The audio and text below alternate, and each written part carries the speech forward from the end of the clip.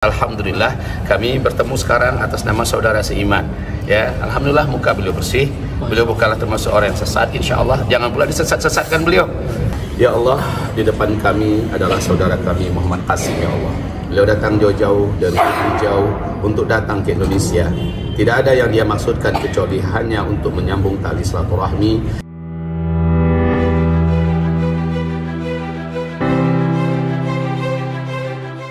Bismillahirrahmanirrahim. Assalamualaikum warahmatullahi wabarakatuh. Alhamdulillah, di sini saya akan menceritakan tentang pertemuan Muhammad Qasim bin Abdul Karim dengan Buya Usma Ustadz Zulkifli Muhammad Ali.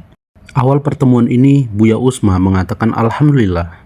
Lalu Buya Usma menanyakan kepada Muhammad Qasim, pertama kali ke Indonesia? Dan Muhammad Qasim menjawab, iya. Alhamdulillah. This first time to Indonesia? Yes. Yes, alhamdulillah. Masya Allah. How are you? Fine. Masya Allah.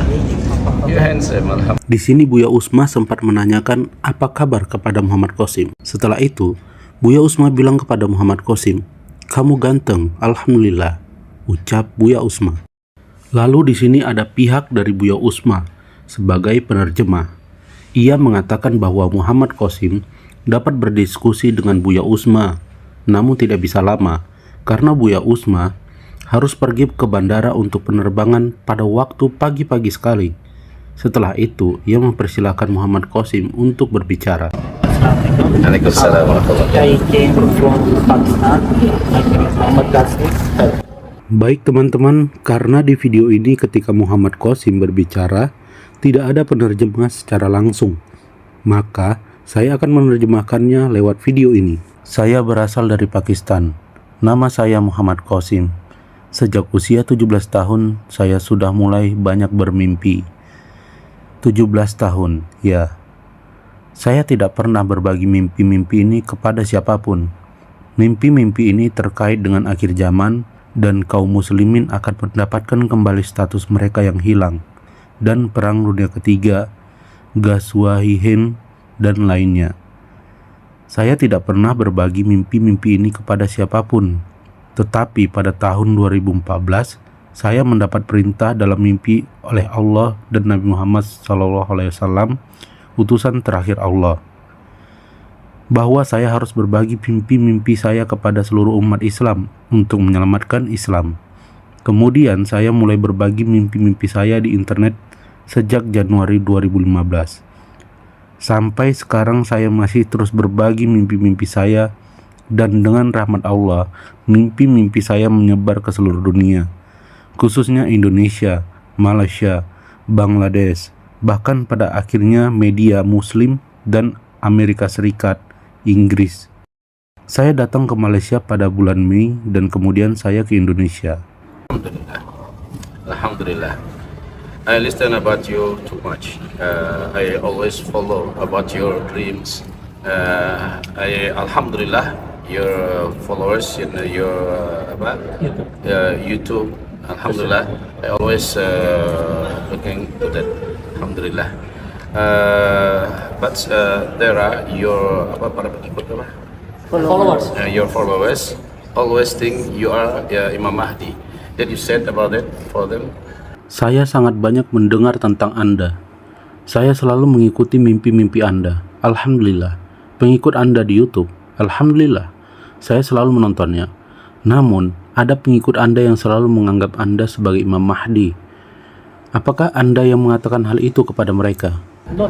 I never tell anyone to call me like this. Even I told them not to call me like this. I'm just a simple ummati of Prophet Muhammad. Allahu Akbar.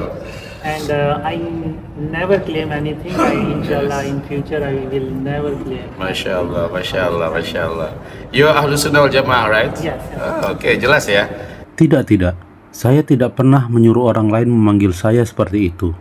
Bahkan saya mengatakan kepada mereka untuk tidak memanggil saya seperti itu. Saya hanyalah manusia biasa dari umat Nabi Muhammad Sallallahu Alaihi Wasallam. Jadi beliau sendiri menyampaikan di sini semua yang disangkakan orang tentang saya itu tidak benar. Saya tidak pernah menyampaikan saya Imam Mahdi dan saya tidak pernah ngaku-ngaku sebagai Imam Mahdi. Justru saya ingin membenarkan, saya ingin meluruskan semuanya. Saya datang kemari untuk meluruskan semua asumsi salah yang disematkan kepada saya. Mudah-mudahan beliau seketika Buya tanya, antum Ahlus Sunnah Jamaah kan? Ya, tentu saya Ahlus Sunnah Jamaah. Maka sudah jelas, sementara beliau sendiri memastikan saya bukan Al-Mahdi. Walaupun ada kemiripannya Buya, kan gitu kan? Ada kemiripannya, Al-Mahdi juga nggak ngaku seperti itu. Mas alhamdulillah kami bertemu sekarang atas nama saudara seiman. Ya, alhamdulillah muka beliau bersih. Beliau bukanlah termasuk orang yang sesat, insya Allah. Jangan pula disesat-sesatkan beliau. Ya, beliau datang. Ustadz Zulkifli Muhammad Ali yang juga memberikan himbauan jangan disesat-sesatkan beliau, yaitu Muhammad Qasim. Dari video ini, semoga umat muslim di Indonesia mendengarkan ulama kita untuk tidak menyesat-nyesatkan Muhammad Qasim, karena di pertemuan ini sudah jelas mimpi ini bukanlah satu kesesatan. Kita rasanya cukup jelas, alhamdulillah kami bertemu sekarang atas nama saudara seiman. Ya, alhamdulillah muka beliau bersih. Beliau bukanlah termasuk orang yang sesat, insya Allah. Jangan pula disesat-sesatkan beliau. Ya, beliau datang kemari silaturahmi, datang kepada kita, harusnya kita ikramul dhaif, kita muliakan tamu. Tapi udah jelas ya dengan apa yang Buya sampaikan, dengan apa yang disampaikan oleh beliau, kita sekali lagi harus memuliakan tamu. Jadi kita ucapkan welcome to my brother, to our brother Muhammad Qasim ya, in Indonesia. We love you in Allah insyaallah taala, because you are Sunnah Jamaah as you said before. Dan kami sangat bersyukur ya dengan kedatangan beliau ini. Rasanya sesuatu masalah yang berkabut tersingkap dengan baik, alhamdulillah. Tapi bagaimanapun beliau menceritakan, mungkin merasa ini tanggung jawab. Ini tanggung jawab yang harus disampaikan kepada publik, yaitu hak beliau. Sekali lagi itu hak beliau menyampaikan, dan lagi pula yang disampaikannya bukanlah hal yang mungkar, ya, bukanlah hal yang sifatnya dosa besar. You say to anybody, to any people in the world, you can say that. Kalau ada umat merasa saya percaya dong, ya silakan. Setiap umat juga berhak untuk percaya. Faman syaa falyu'min wa man syaa falyakfur. Siapa yang mau silakan percaya, siapa yang mau silakan ingkari. Ya, begitu. Namun sekali lagi beliau diberi oleh Allah atau mimpi-mimpi seperti itu beliau sampaikanlah. Bagi Buya hanya mengingatkan kepada umat kita, panduan kita Al-Quran Sunnah. Sesuai dengan Al-Quran Sunnah ikuti. Tidak sesuai dengan Al-Quran Sunnah lepaskan. Selesai. Ya. Ya. Tadi dia bercerita kepada Ustaz bahawanya bantuan Allah tidak akan tiba lagi umat Islam tidak meninggalkan syirik dan segala bentuknya. Jadi dia memetik satu hadis tadi di mana malaikat Jibril alaihissalam nak masuk ke rumah Nabi, tapi Jibril tak masuk sebabkan ada gambar. Dan Nabi berkata apa yang harus dilakukan.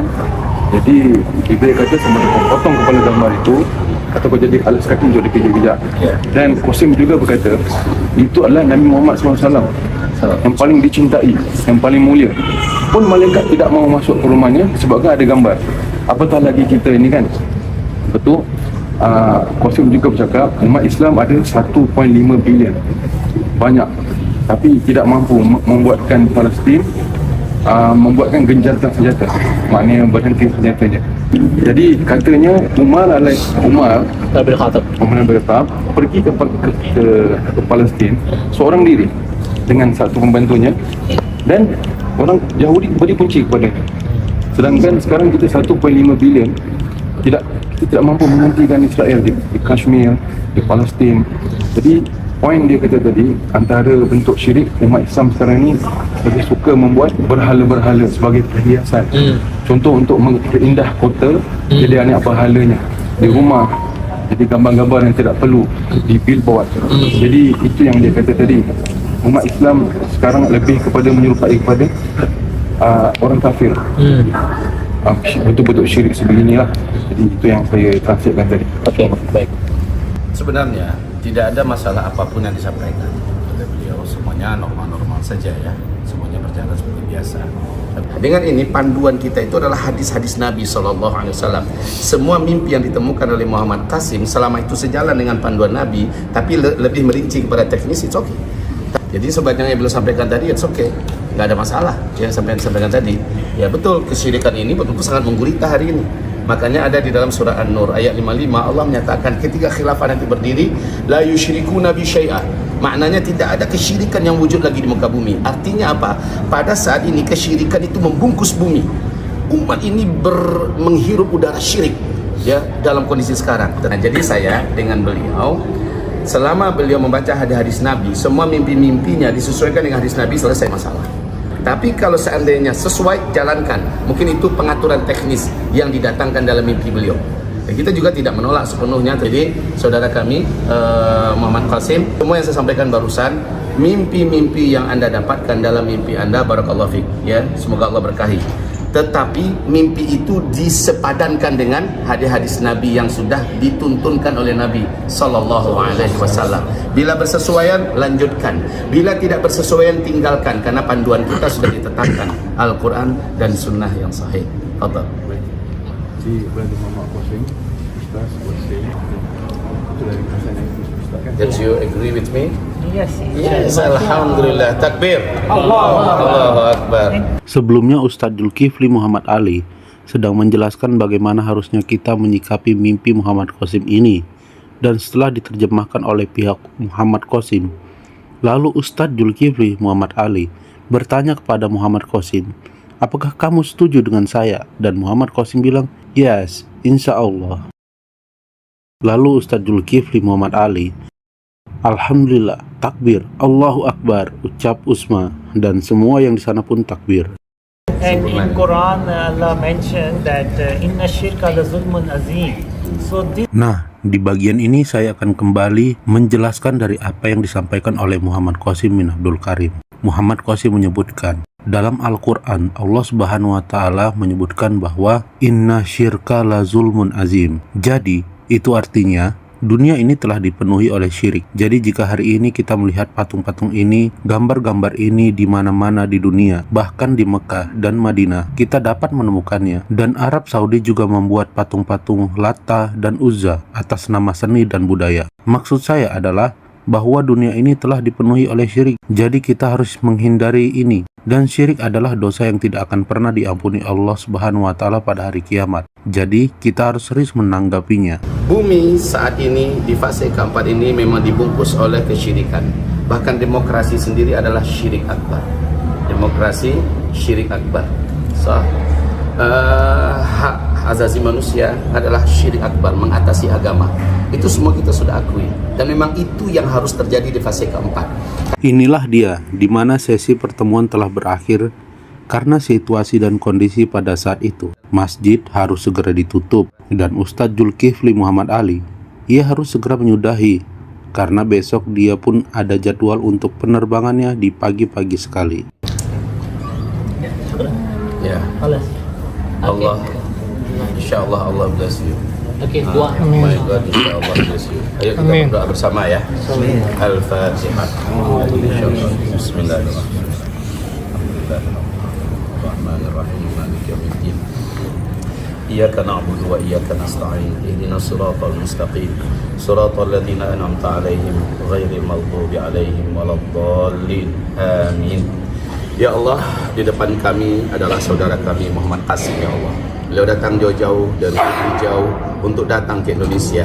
Tidak ada yang dia maksudkan kecuali hanya untuk menyambung tali silaturahmi dan untuk memperjelas apa yang selama ini menjadi syubhat di tengah-tengah umat.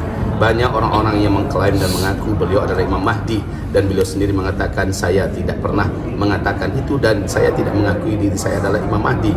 Itu adalah sebuah kekeliruan yang saya luruskan, dan saya sekarang adalah Ahlus Sunnah wal Jamaah yang berjalan di atas panduan Al-Quran dan Sunnah. Dan barusan kami juga menyampaikan, ya Allah, bahwa semua kita wajib berpegang erat dengan Al-Quran dan Sunnah, dan beliau menerima, ya Allah, dan beliau mengakuinya. Kami semua adalah bersaudara, ya Allah. Maka lindungilah beliau, lindungi kami, ya Allah, di akhir zaman ini, dan jadikan kekuatan kami, ya Allah, semakin padu, semakin kuat dan semakin hebat ketika kami bahu-membahu untuk menegakkan agama-Mu di akhir zaman ini. Ya Allah, lindungilah umat ini dari perpecah belahan, ya Allah. Lindungilah umat ini dari permusuhan, ya Allah. Lindungilah umat ini dari diadu domba sesama mereka, ya Allah. Dan jadikanlah kami seluruhnya adalah orang-orang yang Engkau pilih menjadi pejuang di akhir zaman, pemenang perjuangan di akhir zaman, ya Allah. Allahumma amin ya Rabb. Wa sallallahu ala sayyidina Muhammad sallallahu alaihi wasallam ala alihi wa sahbihi ajma'in. Allahumma taqabbal minna du'a. Rabbana atina fid dunya hasanah wa fil akhirati hasanah wa qina adzabannar. Subhana rabbika rabbil izzati amma yasifun wa salamun alal mursalin walhamdulillahi rabbil alamin. Sekarang beliau nginap di mana? Malam ni belum tahu lagi. Nah, Mungkin kita hotel di sini-sini ada. Allahu Akbar. Aduh, kalau saya punya rumah di sini, saya akan bawa beliau. Bukan saya. Di sini adalah momen yang saya sukai. Pada saat itu Ustadz Zulkifli Muhammad Ali menanyakan di mana Muhammad Qasim menginap. Tapi karena memang kami tidak punya rencana untuk menginap, Ustadz Zulkifli Muhammad Ali menyayangkan itu. Beliau bilang, jika saja saya punya rumah di sini, saya akan bawa beliau untuk nginap di rumah saya. Ucap Buya Usma. Allahu Akbar. Bismillah. Takbir. Masya Allah. Oke, jaga beliau ya.